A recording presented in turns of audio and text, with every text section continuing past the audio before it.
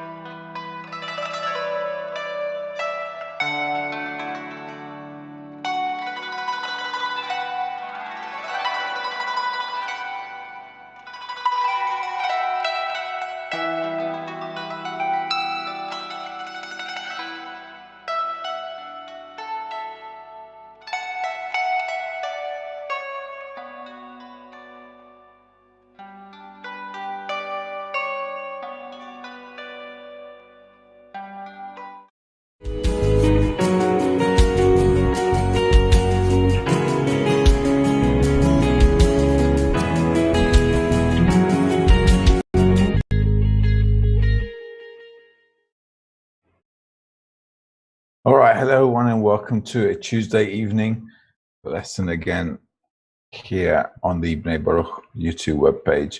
Today we're going to carry on with our topic, and the topic is raising ourselves, selected excerpt from the sources, and hopefully we'll carry on from here. And this is the first time we're doing this, right? Am I correct? This topic?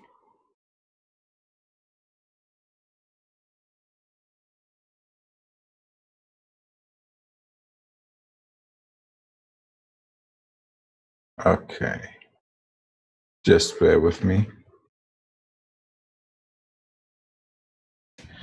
Okay, so we're going to carry on reading Raising Ourselves. So I'll start with the excerpts. We're going to start off with some Rabash articles. Now, if there are any questions, please shoot them through. And like always, I just want to remind everyone that these lessons are for people who finished the first, second, third semester and who've been studying with Bnei Baruch for a while. And just for information, if you're new to the website or the YouTube page, you can always go to Kabbalah.info and join the CAB Academy, and where you can actually learn the wisdom of Kabbalah and take a course with like-minded people. And pretty soon we're going to have also a new course starting here on YouTube. And according to that, we'll be doing the first, second, and third semesters all over again for a new group of people. And you're more than welcome to hang out and watch those lessons, either if you just prefer to watch them on YouTube and if you don't feel like registering anywhere. So let's carry on. Now, last week I had a bit of a power failure here. Sometimes we get it here when there's a storm. So we did a lesson from the archive. So Raising Ourselves, I'll just start from the first excerpt like we haven't done it before and see how we go. So this is from Rabash, article number 16. One cannot force oneself to feel differently than he does. If he comes to examine his feelings of pain and suffering at being remote from the Creator, he sometimes comes to a state where he does not care. At that time, he does not know what to do because he cannot change how he feels, and then he is perplexed. This causes the prolonging of the exile because it is hard for us to give the necessary quantity, much less the quality.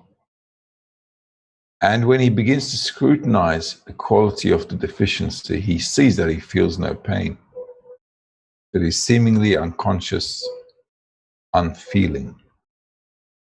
And although remoteness from the Creator means not having life, it doesn't pain him that he has no life. Then he has no other choice but to pray to the Creator to give him some life. So he will feel that he is dangerously ill and needs to cure the soul.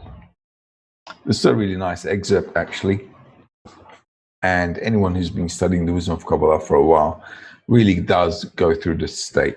It's a time when a person puts a lot of effort in, and he puts a lot of effort in there, he's constantly working and so on, and he's been at it for some years, and it comes a time where he just goes through this state because he hasn't really gotten any results, and he just feels like indifferent,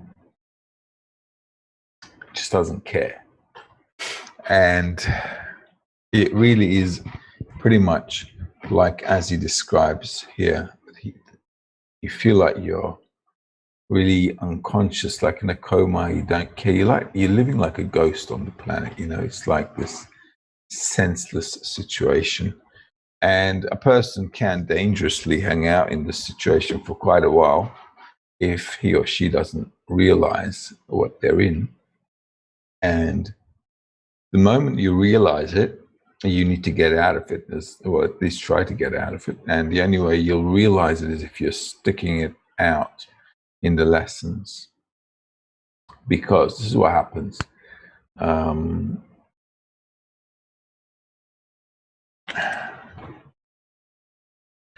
This is what happens. A person, after puts a lot of effort into it, he comes to this state exactly as described here. He just doesn't care anymore. He says, you know what, whatever will be, I don't care. If I'm going to die, I'm going to die. If I'm going to stick around, I'm going to stick around.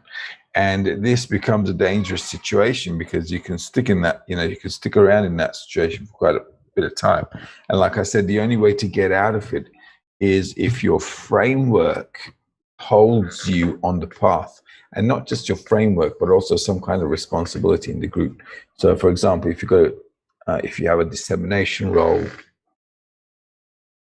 or if you have a fixed responsibility in the group, that kind of stuff really keeps you on the path. It keeps you going because you feel like you've got to do those stuff, and you do them mechanically, completely with lack of sensation and feeling.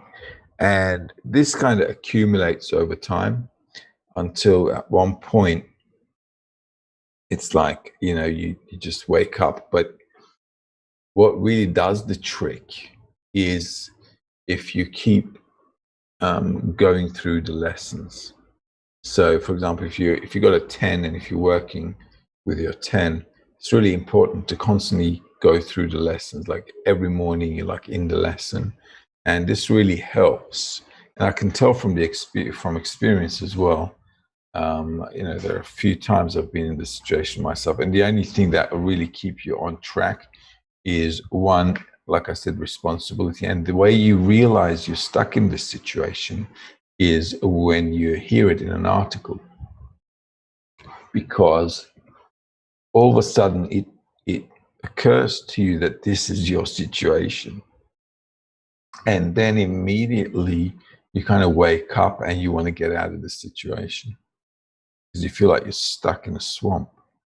So it's really important to have this routine of coming to the lessons, working in dissemination, having some kind of responsibility, because this is the only way you're really going to get out of this state. And a person can, like I said, like he says, actually can stick around in there for a while. And I know for myself, I've been stuck in situations like this for some months on occasion. And it just, it's a weird state, but it does happen. And it'll be good to get out of it quickly. So let's take a look at article again from number 16. This is the second excerpt. Sometimes one comes to a state where he is in such a decline that he doesn't even have the strength to pray for it. Rather, he's in a state of complete indifference. This is called being in a state of still, meaning he's completely motionless. In that state, only his society can help him. In other words, if he comes among friends and does not criticize them in any way. So once again, same article, same topic, and the environment is the only way we're really going to get out of it. Any situation, any dissent or any heaviness, any kind of pause, stall, all these kinds of states, a person can only get out if he's got a group or she has a group. simply because this routine works. And it constantly works on a person, and the group works on a person, and all of a sudden you go through these situations where you begin to wake up. You begin to realize, actually, what does it mean to wake up? You begin to realize the state you're in. Because until you realize what you're going through, you don't know what you're going through, really. And this feeling, it accumulates until there's a tipping point. And that's the time when you have this eureka moment. You go, oh my God, this is the situation I'm in. So once that realization happens, it's just this little click, and then you can just no longer agree with that situation, because you understand that you can get stuck in there until you die. So all of that can only happen with the help of the environment. So those are the Rav, the lessons, the sources, the friends. When you bring it all together, that's the only time you're really going to get out of this situation. It's a funny state to be in. It really is. It's a weird sensation. And yes, it's weird and dangerous. Okay, so the sooner, if you're in such a state, that the sooner you recognize the situation you're in, the better. Right, then excerpt number 3 from Baal Islam's Shemati article number 99. If one does not have any desire or craving for spirituality, if he's among people who have a desire and craving for spirituality, if he likes these people, he too will take their strength to prevail and their desires and aspirations. Although by his own quality, he does not have these desires and cravings and the power to overcome, but according to the grace and the importance he ascribes to these people, he will receive new powers. So as you can see, once again, the environment is the only thing that can really save us. And it is the only thing that really saves a person in our business, especially in spirituality. So it's really important to stick it out with a 10 and go through all the ups and downs in a routine manner. It's really important to have a routine. Like we always say, a framework, a routine, when you're really, just going through the daily routine, even though you don't feel like it, you're just not there at all, but you're still coming to the lessons. Your mind and heart is nowhere there, but you're still mechanically taking part. And this mechanically taking part, even though seems senseless because your mind and heart is just not there, it does help, because you have this, like I said, this accumulation. It's just another day, until in a lesson you hear about the situation you're in and you resonate with it, and it all of a sudden clicks. And then you're thinking, okay, now I've got to just get out of this quick. And that's the environment. So it's really important to have the group where you nullify yourself to the group. You value your friends, where everybody's valuing each other is really, really important, because accordingly, then you can just hold on to them. And once you nullify yourself to them, if you're in a 10, if you're working inside a 10, and the whole group is constantly nullifying towards the 10, you have this environment where you begin to build something warm. So this nice connection. And sometimes you also, don't even have the strength to do anything in the 10, let alone criticize the 10. You just don't. Your mind and heart is just not there. You're just not in there at all. So the only thing that's really going to help is constantly sticking your head in there, because that's your routine. So if your body kind of got used to the routine, the morning lessons, the gathering of the friends, meeting with the 10. So it's this routine that you're kind of used to, like a meal, right? Like an animal. you're used to this rhythm. And then even if you're in a deep descent, because you're used to this routine, it gets you out. Somehow you just, even if even if you can't do anything, this accumulation works. And all of a sudden you begin to move forward. There's something happens. It's like the light at the end of the tunnel. Obviously, the more you participate, the quicker you snap out of stuff. But like I said, it could still take a bit of time.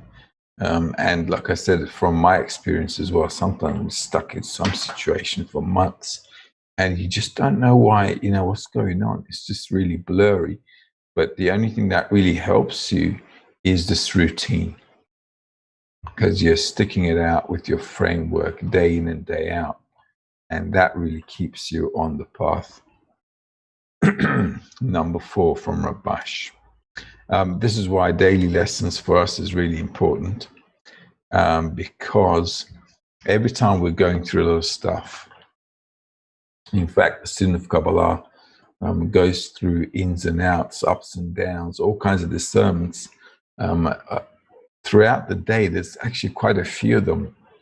And if you don't have some kind of fuel or some kind of,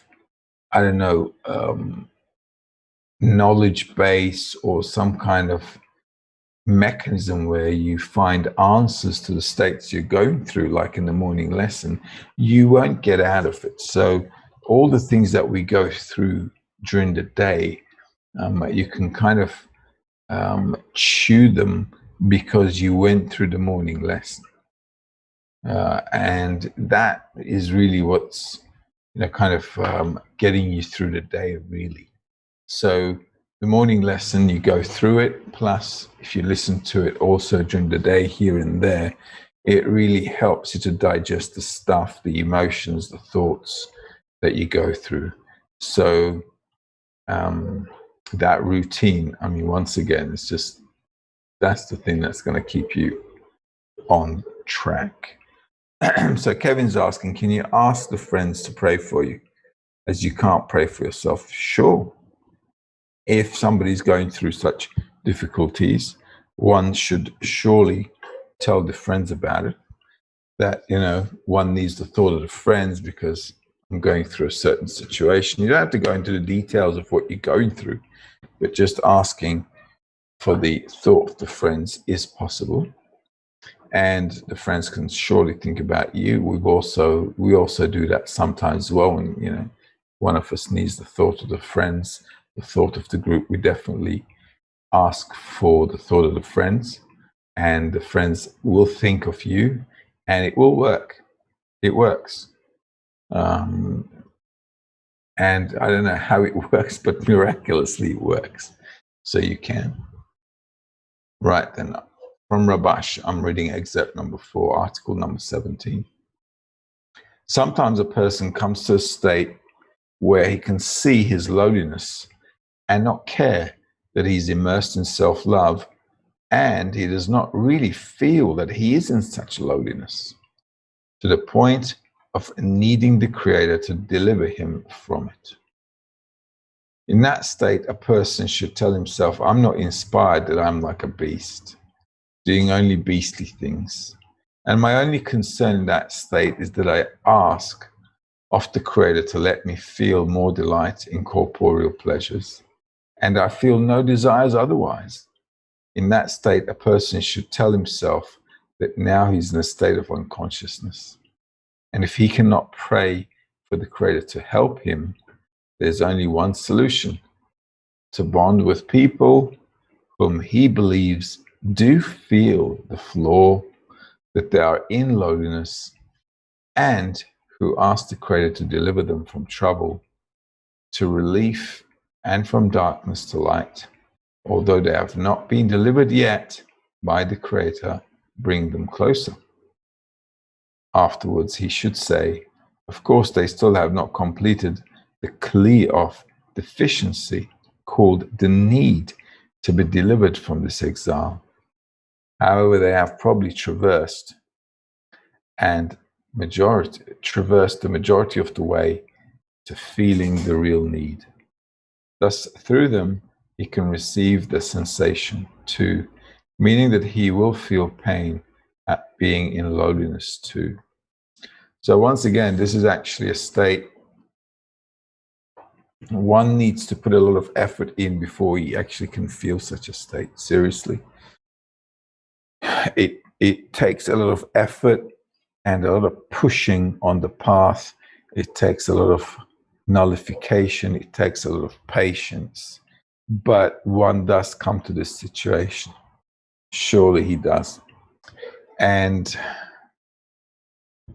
like it says here as well, there's really not much to add. He's written it so nicely that only the friends are going to help, because at one point you just don't even care about turning to the Creator, nothing. You're just immersed in your corporeal reality. And spirituality is like somewhere out there and you don't really care about it. You just don't care. And it's like you're sick and tired of the whole thing. And on the other hand, you can't leave for some reason because something just keeps you there. This is also a good point. And you're just, stuck in between these two states, like they say, between heaven and earth. Your situation's really blurry. You just don't know what to really do with yourself, seriously. And the only way to get out of it is, once again, to connect with the friends, and everybody turns to the Creator. Everybody prays to the Creator. Everybody just has to turn to the Creator. There's no other way to get out of this situation.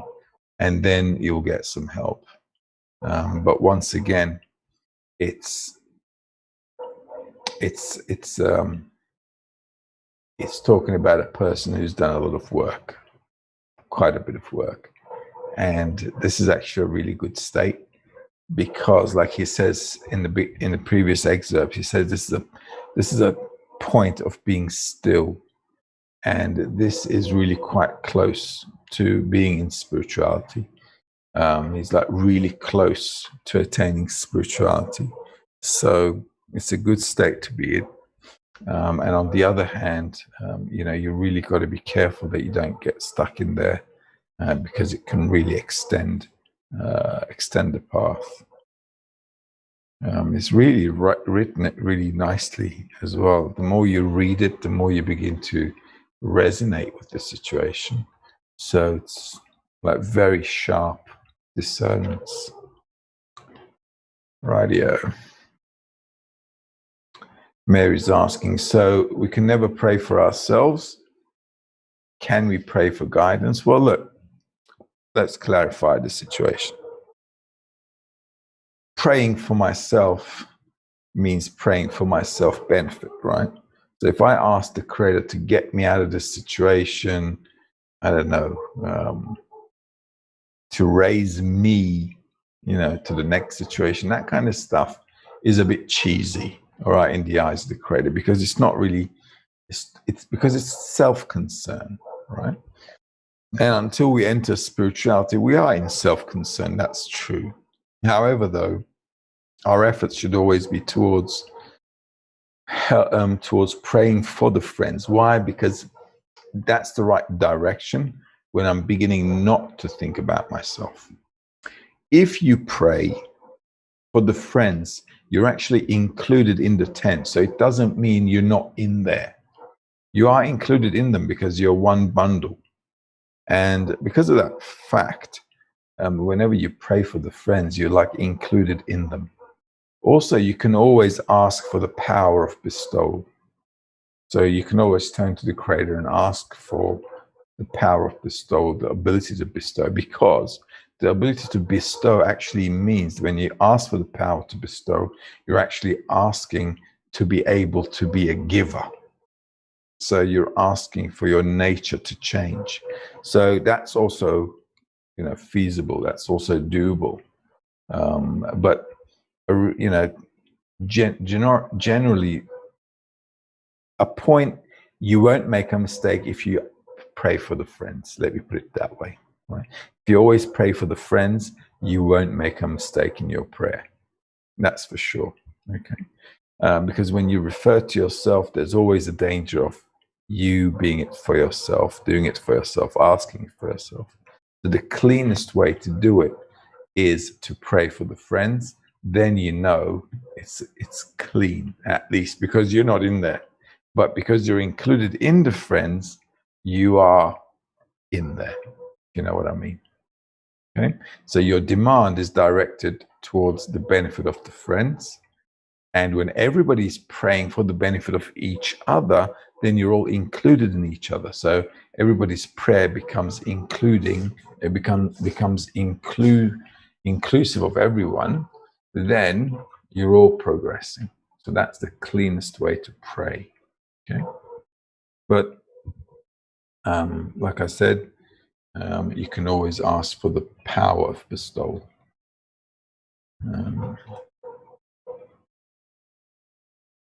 Okay. So that's Mary. So that's the same thing. Okay. So when you pray for yourself, like I said, you have the possibility to make an error in that. And asking for guidance also. Well, look, you can ask the Creator for anything. Okay, you can turn to the Creator for anything. You really can. But like the Kabbalists say, the cleanest way to do it is to ask for others. Then you know it's clean because it's disconnected from you. Okay? Hope I'm making sense. If I'm not clear, just ask again. The next excerpt. It's impossible to receive the influence of the society if he's not attracted, if he's not attached to the society, meaning if he does not appreciate them. To the extent that he does, he can receive from them the influence without any work, simply by adhering to the society. Once again, this is really important, because if I like my 10, if I appreciate my 10, even if I'm going through some dire state, I'll still be able to just hang on to them. And this hanging on kind of gets you over the hurdle, because it's like you're in the same wagon. You're like in the same wagon, you're all traveling together kind of thing. And it's like you're taking a nap, but you're still going with them. So if you hang on to the group, to hang on to the 10, despite the fact that you might be going through all kinds of descents and stuff, ups and downs, all kinds of states, it kind of takes you a lot across the line. Because I'll tell you why, because you're nullifying yourself further. You don't know what state you're going through. You don't know what to do, how to do. You just don't know anything. You're just in this blurry situation. But you hanging in there with the group is your expression of your self-nullification. Despite the fact that you're in this blurry no man's land in your internality, you're still nullifying yourself, sticking it out with the guys, and this really helps. It really does. And if you're studying seriously, you should be going through all these states, all of them.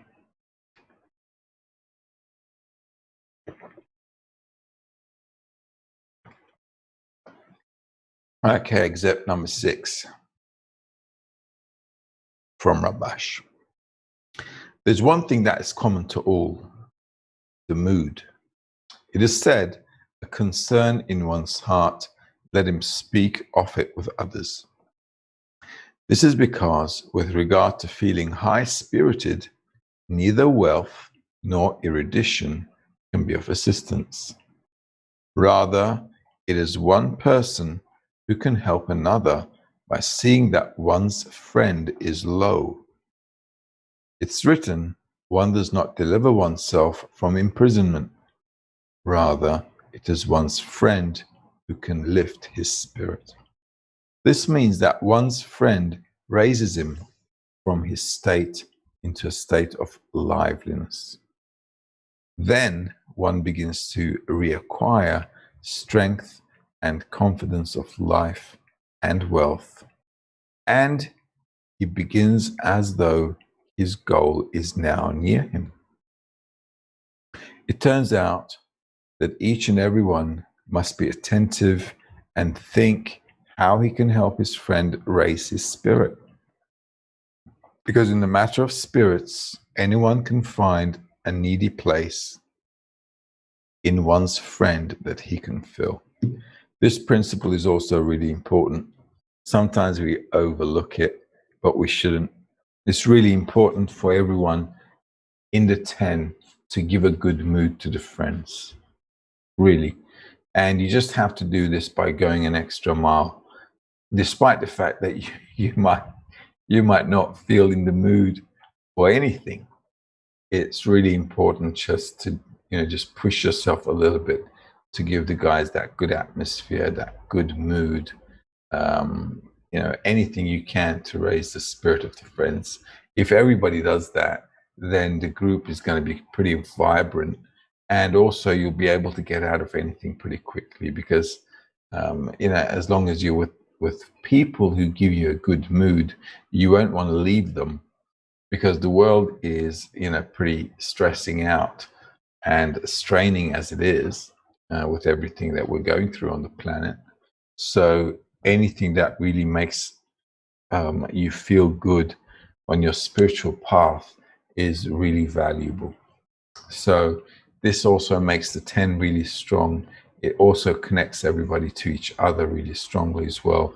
And you begin to feel that, you begin to feel this warmness in their group, that everybody is showing how much they care for each other.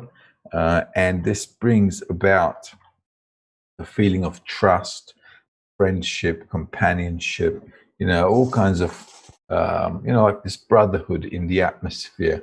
And it's really important for a student of Kabbalah to have this 10, where the 10 is constantly in this warm, vibrant, dynamic situation. And the more we're in that situation, the more, like I said, you'll have the ability to get out of any dissent. All of a sudden, you'll just feel better about yourself, and you'll feel better about your 10. And when you're in a descent, you'll want to be in the 10, even if you're going through a descent. But sometimes a lot of people, when they're in a descent, they want to run away. And you'll run away from a place if you don't feel good there. So we understand in the wisdom of Kabbalah that we're going to go through some weird inner states, including all kinds of ups and downs where you get confused quite a lot. And the only thing that really keeps you together is just, the friends, the closeness you have. And once you're close as well, you don't, you feel like you can't leave them, because you feel like you're betraying them. So that's also a really good point, because psychologically, on the one hand, you want to run away. On the other hand, you feel like you're connected to them. And, it's like being, it's like being in this team. So you, through the study, through the hours and the days and the months and the years you spend together, you build this loyalty, this companionship, this friendship, and you don't want to, you don't want to risk it. You don't want to break it.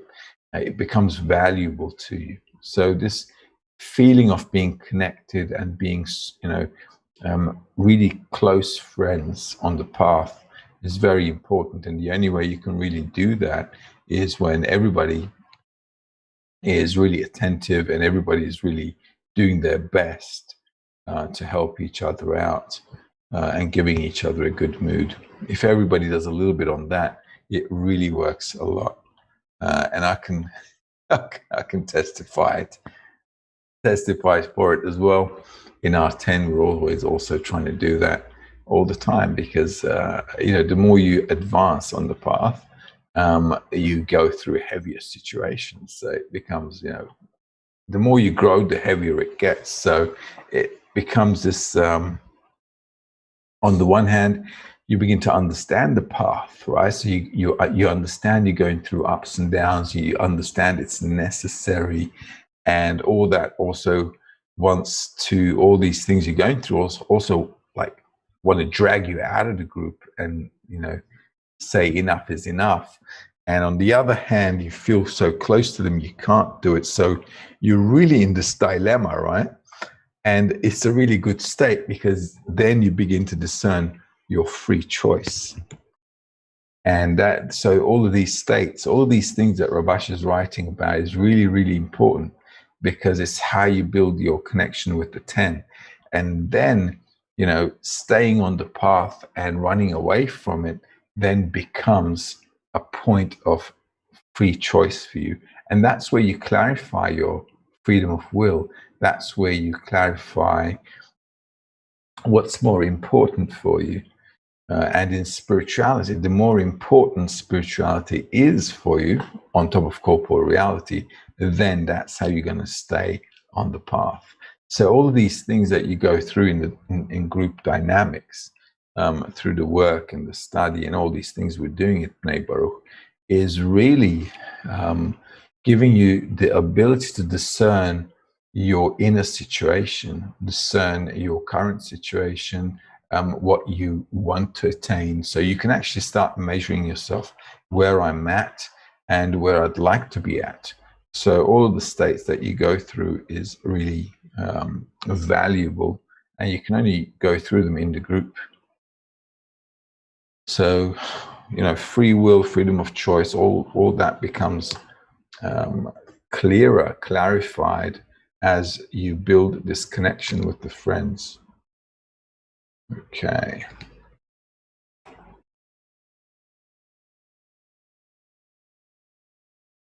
So let's read a little bit more.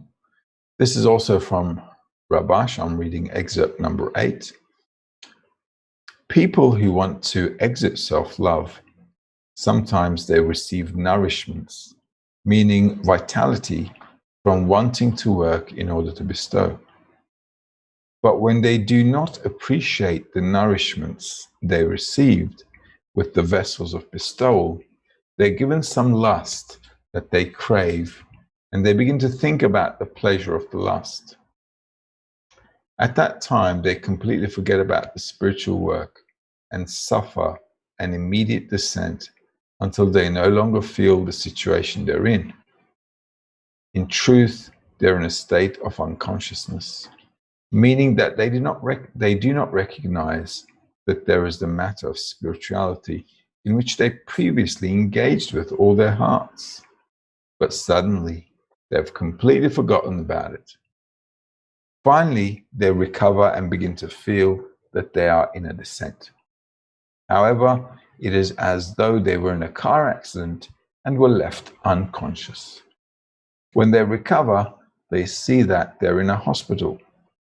Likewise, a person who was walking on the path towards achieving the aim to bestow was suddenly hit by some passion, which entered his heart, and he became unconscious.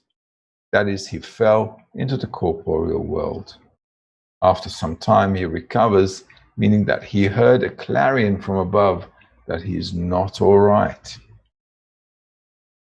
There we go. So sometimes you get these moments when you want to work,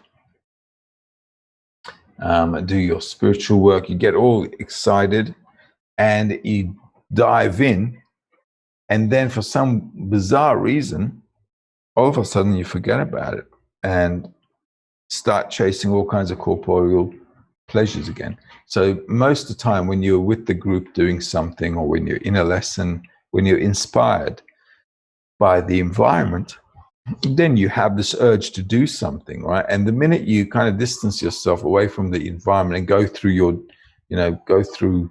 your normal corporeal day, let's say, then corporeality influences you. And all of a sudden, the thing you wanted to do, you kind of like put it on the back burner or forget about it. And you get engaged, you begin to engage in all kinds of corporeal stuff. And that corporeality really just takes your mind away. And by the time you kind of get back into it, it's just taken a few hours, or it could even be a few days or a few weeks or a few months, depends on the situation. So once again, that depends on your connection with the group, with the environment, how connected you are with the environment. The stronger your connection, you'll snap out of it faster. You'll get back on track and start doing things as usual. If not, like I said, it could just take some time, take ages. And sometimes all of a sudden you get these desires that are just so strong on your own, there's no way you're going to overcome them. So only the influence of the environment, if the environment reminds you what the goal is, why we're living, what the purpose of our life is, here we are on earth in this corporeal life, just, counting the days really, since we all have a expiry date labeled on us, and we don't know when the expiry date is. We're just going through life.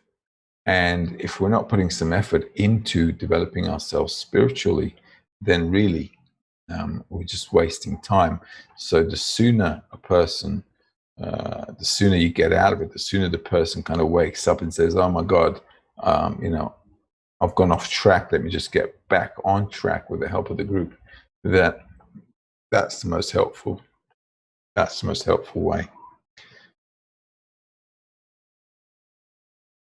Okay, let's go on to excerpt number 9. Since we don't have any more questions, I'll just keep going forward. Okay. Sometimes the spark quenches and does not shine. This can be in the middle of the work, and this is regarded as a person having a road accident. In other words, in the middle of the work, something happened to him, and he descended from his state and was left unconscious. Now he does not know that there is spirituality in reality. He has forgotten everything, and he has entered the corporeal world with all of his senses. Only after some time does he recover and sees that he is in the corporeal world, and he begins to climb up once again, meaning to feel the spiritual lack. Then once again, he receives a drive to approach the Creator. Afterwards, he descends from this degree once more, but he must believe that each time he raises his spark to holiness. Although he sees that he has descended from his state and fell back to the place where he was at the beginning of his work, each time he nonetheless raises new sparks. That is, each time he raises a new spark. So despite the fact that we're going through a lot of ups and downs, it's actually good, because every time we do so, we're actually opening up a new state for ourselves. Now, sometimes students say, why am I going through the same stuff all the time? Well, you're going through the same stuff. It seems like the same stuff, but it's never the same stuff, because you're really changing every moment or every day. So we don't feel the changes in us. And because we don't feel the changes in us, sometimes we feel like we're always going through the same stuff. So what you need to do here is, when you feel like you're going through the same stuff all the time, it means that what you're going through is not really scrutinized by you. So if I'm going through a state, I really need to dissect it and go into it and look at it from every perspective, analyze it. And from that analysis, what I want to do is actually, then if I understand the state that I'm in, because I really analyze it, then I can go to the next level. And all of these descents are really, really good, because these are the things that really make a person mature on the path. It is really like growing up, just like in life as well, right? The more dramas we go through, the more experiences we go through in life, realize how mature we become. We become more mature, more understanding. We become calm, because experience brings wisdom about.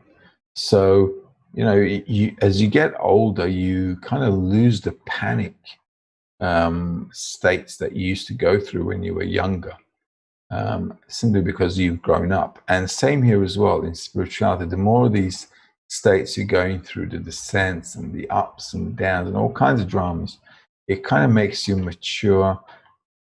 You begin to understand the path a bit better, and you're still going through all these heavy stuff, and it feels heavy, definitely, not any lighter than what you think, but still, the experience of going through all these ups and downs, allows you to kind of cope with it the next time over. This is why he says you're always raising it to holiness, because every time you're advancing, really, despite the fact that you may feel like you're constantly falling into descent and descent, and another one, another one, another one, it is actually raising you to a higher level. So all of this is pretty important, and we don't want to delete the descents. We don't want to delete the bad feelings, the sensations of heaviness, and all kinds of things that he talks about here. All of these things we need to live, really live them, analyze them, understand them, and through all that you become mature, you grow up, and you become actually eligible.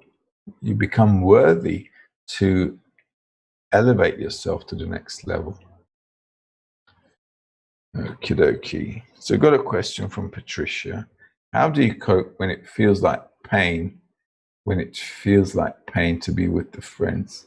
Well, those times when it becomes cumbersome and bothersome to be with the friends, those are times when you really have to turn to the Creator, really. There's really nowhere else to turn to. And at those times when you really need to open up, you need to, what does it mean to turn to the Creator, right? That's also something we need to evaluate. I just said a minute ago, whenever I'm going through a situation, it's really important for me to analyze it, really scrutinize the feelings that I'm going through and to question them. Why am I feeling like this? What should I be doing when I'm in this situation? Even if I don't understand why I'm in such a situation, there is always an advice in the articles for me to do. So, for example, for your situation here, I can always turn to the Creator. I can say, listen, you need to help me out. I need to connect with the friends, and I don't want to. I need to be included in them, and I don't want to. I want to run away. So all of these things are really important. And if we didn't go through them, we'd never turn to the Creator either. So on the one hand, you feel like you want to run away. On the other hand, you're probably thinking, where am I going to run to anyway? What's life got for me? Because if there is somewhere to run to, a person would run anyway. But one who really stays on the path is, on the one hand, you want to run away. On the other hand, you understand there's nowhere to run to, right? That's the kind of sensation a person on the path is kind of going through. I want to leave, I want to go, but I've got nowhere to go to. And you stick it out. So turning to the Creator, turning to the friends for help as well is really important. And also, times like these, dissemination helps a lot. I find that most of the times when I'm going through any situation, and sometimes it's really heavy, dissemination is the only thing that really helps. It just keeps you on the path until once again you begin to understand that you're in a descent, you need to get over it, and so on and so on. So all of these things like complement each other: the group, the lessons, dissemination, the Rav, and everything we really do. They're just like complementing each other. And if you kind of slip, you got a few things that can hold you on the path. So despite the fact that I don't want to, what I need to do is go against my desire. Because if I wanted to run away and I ran away, then I'd just be following my desire to receive, wouldn't I? And that's what everybody on the planet is doing. So I don't want to do something, so I'm not doing it. Well, that's an animal level of existence. That's how animals live it as well. So what we want to do is elevate ourselves to one state ahead. And the trick here sometimes, although not easy to understand, the trick really here is to do things despite the fact that you don't want to do them. And this is where the effort is made. Because what is an effort? Right? Effort is something that I'm doing and I don't want to do it. And despite the fact that I don't want to do it, I'm making an effort to do it. Because if I want to do it and I'm doing it, it's not really considered an effort. And I'm not really getting a lot of discernments from such things. So your state is pretty good, because precisely when I don't want to do something, and the Kabbalists are telling me, no, exactly, you should go against this and do what you don't want to do, then you can really begin to grow, and you can really have some great inner scrutiny, inner discernments and sensations, because this kind of process really leaves you, in a like blurry, misty kind of state. But that's how you clarify, like I said before, your freedom of choice as well. So it's a good state, but effort is doing when you don't want to do it. Okay, Florabella is asking, how do we know if the discernments that we get in the 10, in the descents and ascents, are usually spiritual or just psychological discernments? Well, spirituality is when you're in the attribute of bestowal. So if you were in that situation, things would be a bit more clearer, because spirituality is much more clearer than corporeal reality. But in the meantime, what we're going through is our inner psychology. All these things that we're going through. And rather than call it psychology as well, what might be a better thing to go through, what might be a better thing to say is, rather than psychology, use the word inner experiences, because we're sensual creatures. We are made of feelings. We feel first, and then we understand what we feel through a process of understanding. So rather than call it a psychological process, I'd call it an emotional experience that we're going through. And through this emotional experience, we're beginning to understand the kind of states that we're going through. Okay. And Mary's asking, is turning to the Creator the same as praying? I'm confused about prayer still. I ask for help from the Creator to be of greater service. Is that not prayer? Well, look, prayer in the wisdom of Kabbalah is not what I say with my mouth, right? Prayer means what I feel in my heart. Because, a lot of people on the planet are praying, they're saying all kinds of things, and it's called lip service. But the Creator doesn't really care about our lip service. He cares about what we feel inside. This is why he created us as sensual beings, as creatures of feeling. So a real prayer is what I really want in my heart, deep down inside. What do I really want? And that's a prayer to the Creator.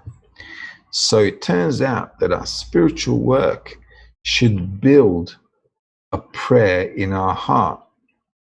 Now, until we build one in our heart, you can turn to the Creator in any way you like. It could be lip service, it could be crying, yelling, shouting, cursing, it doesn't matter. The most important thing is you don't let go of your contact with the Creator, that you always keep him in the loop. It's always like, who asked this question? Mary. So it's always like Mary and the Creator, right? So there's Mary, there's life, and there's what's behind life called the Creator. So the Creator is like trying to talk to you through the events of life, because life is his dialogue with you. And he wants to bring Mary from A to Z, right? But to get to Z, we've got to go through all the B, C, D, E, and so forth. So we've got to go through a lot of stuff until we get to the end of the line. So throughout all this stuff, the more you turn to the Creator, the better it is, because then you're actually scrutinizing on how to turn as well. How to turn, what to say, what to feel, what to do in order to feel all these things. So turning to the Creator is all good. Do it however you can. And in time, you'll begin to see that it'll change, just like kids grow up. As we grow up, the way we ask for things change, right? We don't ask for things like we used to when we were kids. So as we grow up, the way we relate to people change, the way we ask for things change, and so forth. So in our spiritual work as well, the more we grow, the way we relate to the Creator, what to ask, how to ask, all these things take shape. So I don't want to say, Mary, you're doing something right or wrong, because in life, well, what's really right and wrong? We're always learning through experience, right? So this is why Kabbalah say the important thing is stick it out with the lessons, because through the lessons and through my participation in the 10, I begin to get all these feelings and experiences and so on. Then I can begin to understand what I want to change, why I want to change, and this desire to become something else rather than this egoistical person then turns into a prayer. And our works conclusion, the outcome of our work should be the correct prayer. And that's how you enter spirituality. So don't worry about it. Okay, don't worry about it. Just carry on with the lessons. And as you learn more and more, you'll see things will begin to take different shape. And what you thought was correct today, you'll understand that tomorrow what you thought yesterday was correct is wrong. And today you have a different opinion. And then the next day you'll say, oh, well, you know what? Yesterday I was doing it like this, but I think it's wrong. I think I should do it this way. And this is actually the right thing to grow. This is the right way to grow, actually. All right. So I don't want to say you're doing right or wrong. It's not the way we really do things. The most important thing is be inclusive in the study, in the group, and so on, and go through these stages yourself, and then that will build the prayer in you. All right, I hope that answers your question. Okay, if it doesn't, ask again, but I'm not going to say something much different. It's not like in the outside world where they write a prayer in a book and you read it. That's not praying in the wisdom of Kabbalah. Somebody wrote a prayer on a book and you're reading it out and it's called a prayer. That's not a prayer in the wisdom of Kabbalah. In the wisdom of Kabbalah, you have to feel that that's what you want.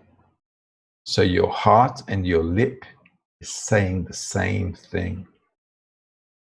All right. Now then, ladies and gentlemen, we've really racked up an hour here. I'm going to love you and leave you all, hopefully. We'll see each other next Tuesday. Over the course of the next, we'll see you guys next Tuesday. Right? We'll carry on with something new. Take care. All the best. And see you guys next time. Bye-bye.